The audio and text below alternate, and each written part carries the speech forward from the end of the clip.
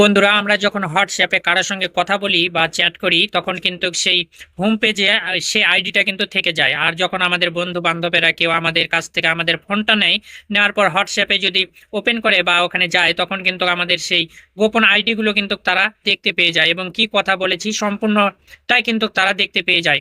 তো এটা সিক্রেট আর থাকে না আমাদের জন্য। তো এটা এমনই একটা সেটিংস রয়েছে হোয়াটসঅ্যাপে, যেটা আমরা অনেকেই জানি না। আমরা ব্যবহার করি ঠিকই, কিন্তু হোয়াটসঅ্যাপের এই সেটিংটি কিন্তু আমরা 90% মানুষই জানি না যে কিভাবে এটা মানে তালাবদ্ধ করে রাখা যায়। মানে আইডিটাকে আপনি এমনভাবে রাখতে পারবেন যে আপনি ছাড়া আর কেউ খুলতে পারবে না, কেউ ঢুকতেই পারবে না আইডিতে আপনি কি কথা বলেছেন না বলেছেন। তো বন্ধুরা চলুন সেই প্রসেসটা দেখে আসি। তো তার আগে ছোট্ট একটা রিকোয়েস্ট, যারা এখন আমার চ্যানেলটি সাবস্ক্রাইব করেননি এখনই সাবস্ক্রাইব করে আসুন, আর যারা আগে থেকেই করে রেখেছেন তাদেরকে জানাই আন্তরিক প্রীতি, শুভেচ্ছা আর অভিনন্দন। তো চলুন কথা না বাড়িয়ে শুরু করা যাক। তো বন্ধুরা এই হোয়াটসঅ্যাপের গোপন আইডিগুলো কিভাবে আপনারা গোপন করে রাখবেন, যে আইডিগুলোর সঙ্গে আপনার ঘনিষ্ঠ সম্পর্ক আছে বা যেগুলোর সঙ্গে আপনি নিয়মিত কথা বলেন, এই কথাগুলো যেন অন্য কেউ আপনার বন্ধুবান্ধব হোয়াটসঅ্যাপে গেলেও যেন দেখতে না পায়, সেটা কিভাবে আপনি হাইড করে রাখবেন সেই প্রসেসটাই এখন দেখাবো।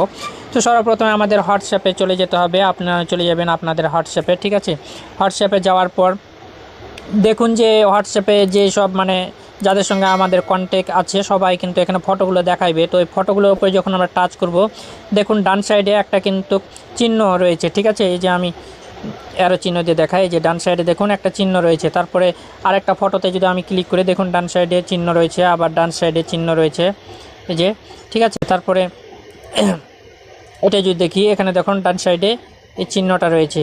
তো এটার অর্থটা কি এটাও কিন্তু আমরা জানি না। তো এখানেই কিন্তু সেই লুকায়িত জিনিসটা রয়েছে যে কিভাবে লক করে রাখবেন সেটাই, ঠিক আছে। তো মনে করুন যে উপরের যেই আইডিটা সেটা আমি দেখাই। তো প্রথমে আমি আইডিটাতে ক্লিক করে দেখুন তার সঙ্গে আমি যা কথা বলেছি সম্পূর্ণটা কিন্তু এখানে দেখাচ্ছে, তাই না। কিন্তু আমি এটাকে লক করে রাখবো, কেউ যেন এটার মধ্যে ঢুকতে না পারে, আইডিটাই আমি লক করে রাখবো।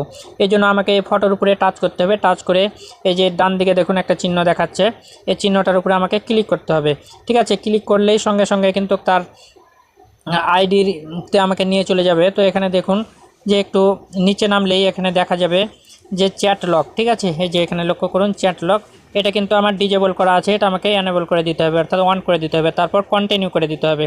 তো কন্টিনিউ করে দিয়ে এখানে কিন্তু আমাদের লক দিতে বলতেছে, প্যাটার্ন লক বা ফিঙ্গার লক। তো আমি ফিঙ্গার লক দিই, ঠিক আছে। ফিঙ্গার লক দিলাম, দেওয়ার পর কিন্তু আমি কেটে চলে আসলাম। তো দেখুন এখন যদি আমি আবার আমার হোয়াটসঅ্যাপ অ্যাকাউন্টে যাই, এখানে দেখুন যে ওই নামটা কিন্তু এখানে দেখাচ্ছে না, ওই আইডিটা এখানে শো করছে না। প্রথমে কিন্তু ওই আইডিটা ছিল, ওই আইডিটা কিন্তু হলো এই যে এটাই, ঠিক আছে, এটাই। তো এখানে দেখুন তালা দেখাচ্ছে, এই যে লক চাচ্ছে এখানে, যখনই আমি এটা ওপেন করতে যাচ্ছি এখানে লক চাচ্ছে।